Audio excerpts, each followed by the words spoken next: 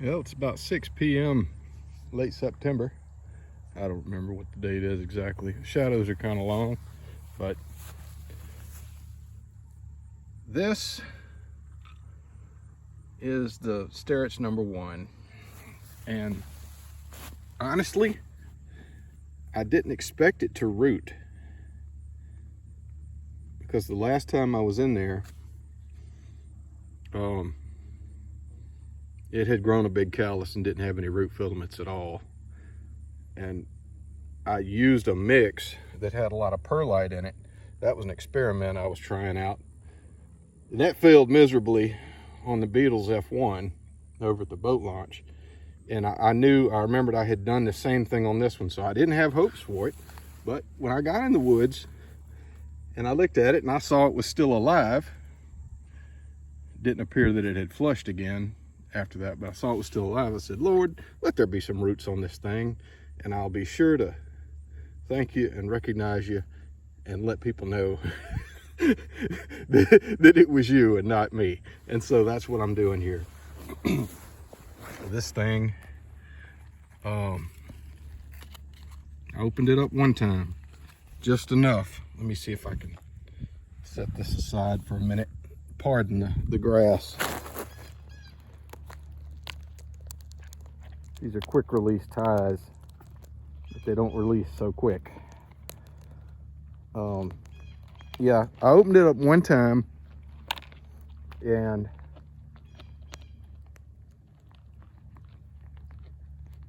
cracked it open, and I could see the root filaments. I closed it right back up. It's pretty dry in there. It's got all that perlite, and there hasn't been much rain lately. But you will see. Oh,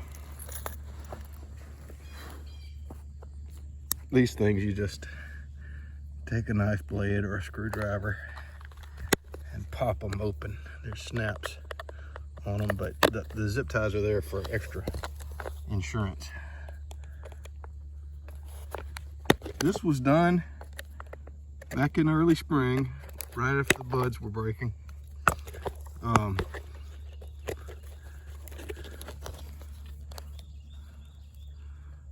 And I really didn't have expectations for it, but see, look at all them fibrous roots. Somehow I can feel a little moisture there too. This particular instance, even with the extra perlite, it hit the spot. It was I put a second application of rooting hormone on it. I didn't scrape it. I just took an old toothbrush and cleaned up the callus. And I've got pictures of that, I believe. Cleaned up the callus and put a second application of that, cannot remember the name of that stuff now. It comes in a white 2-ounce canister. You can get it in different sizes, but I buy it 2 ounces at a time.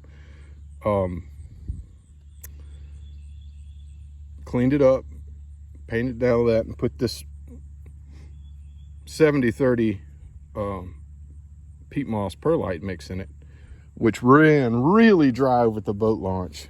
It just bombed out. It didn't do anything. But on this one, it did.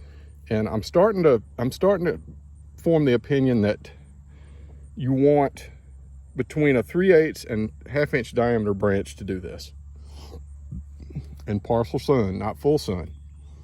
Like say 50 to 60%, maybe 70% sun, no more than that.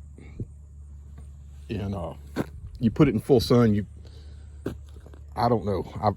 The other two Sterretts were in full sun, and they both died quick. So I don't quite know what I'm going to do about that. Maybe I'll try it again on a different side of the tree.